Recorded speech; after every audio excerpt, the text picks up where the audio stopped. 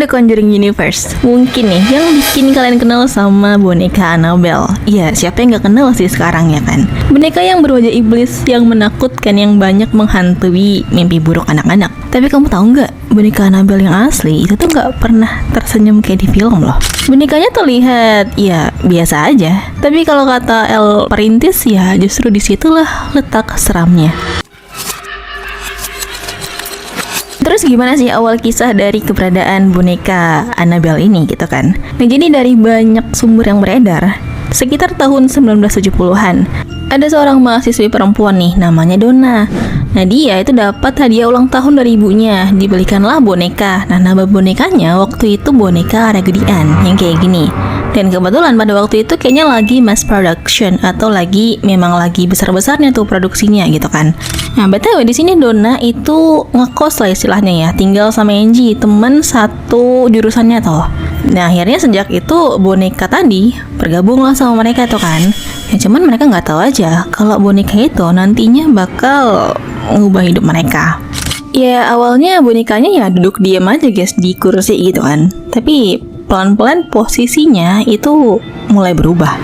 Kadang di dapur, kadang di kamar. Tapi nggak ada yang pernah ngaku siapa nih yang mindahin gitu loh. Hari-hari terus berlanjut tuh hingga akhirnya si Donna, pemilik bonekanya itu, dia ada menemukan catatan kecil loh di dalam kamarnya. Ditulis dengan tulisan yang seperti ya tulisan anak kecil, kayak mungkin cakar ayam gitu kali ya. Di sana ada tulisan tolong bantu aku. Tapi di situ nggak ada pena, nggak ada kertas, dan ya nggak ada yang nulis guys, nggak ada yang ngaku siapa nih yang nulis gitu kan.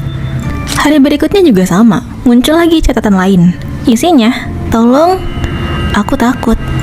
Nah ternyata teror dari boneka Raggedy Ann itu nggak berhenti di situ aja. Ada seorang teman mereka yang mungkin sedang berkunjung atau main gitu kan ke tempat mereka tuh, namanya Lo. Nah di situ teman mereka yang namanya Lo itu mulai curiga karena di situ. Oke lanjut. Nah jadi teman mereka yang namanya Lo itu tuh dimimpiin sama boneka Raggedy Ann ini. Nah di situ si Lo bilang boneka itu naik ke dadanya dan mencekik si Lo.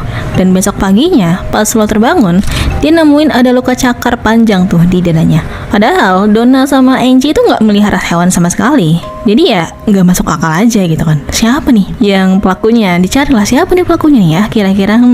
Tapi ya nggak ada. Cuman boneka itu aja duduk di pojok kamar dengan matanya yang kosong.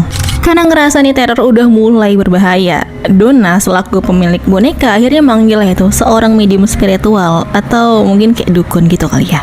Nah, medium itu bilang kalau ada roh nih yang menghuni boneka itu, seorang roh anak kecil yang namanya itu Annabelle Higgins. Makanya nama bonekanya jadi Annabelle kan. Dan kata medium itu, boneka itu cuman pengen diperlakukan seperti manusia. Tapi ternyata roh anak kecil itu nggak sesederhana itu. Kisah boneka ini juga akhirnya terdengar tuh oleh Ed dan Lorraine Warren, pasangan demonologis yang terkenal tuh. Nah pas diterawang atau dicek sama Ed dan Lorraine, ternyata yang ada di dalam boneka itu bukan anak kecil guys, tapi sesuatu yang jauh lebih besar dan jauh lebih tua. Seperti sesuatu yang lapar. Makan bang, mari hehe. Dan ya, boneka ini sekarang diamankan oleh pasangan Lorraine dan Ed Warren di museum mereka di dalam sebuah kotak kaca suci di Warren's Occult Museum. Dan boneka ini diberkati dengan air suci dan juga dikasih doa-doa tuh tiap harinya. Nah tapi ada informasi kalau di tahun 2020 ada rumor yang bilang kalau boneka ini tuh keluar guys dari lemari kacanya.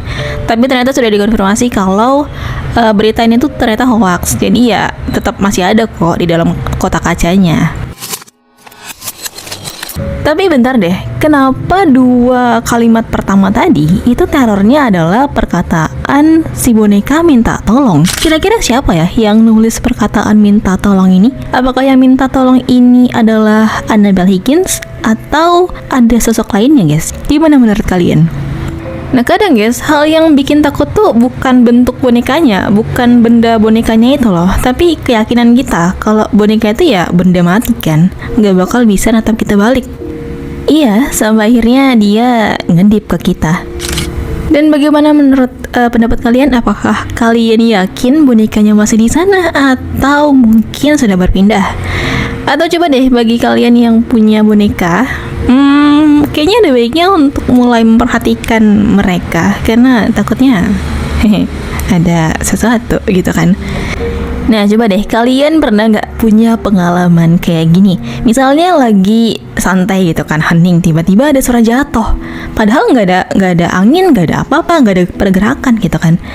Kayak kalau aku waktu itu pernah buku lagi bersandar tuh, tiba-tiba rebah sendiri guys. Padahal tuh notabene-nya sandarnya tuh lumayan condong gitu loh.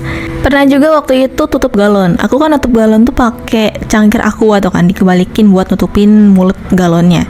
Nah itu tahu-tahu ya udah terlepas sendiri aja. Padahal nggak ada pergerakan loh. Kalian pernah nggak punya pengalaman kayak gini juga? Boleh dong kalau kalian mau cerita, komen aja di bawah.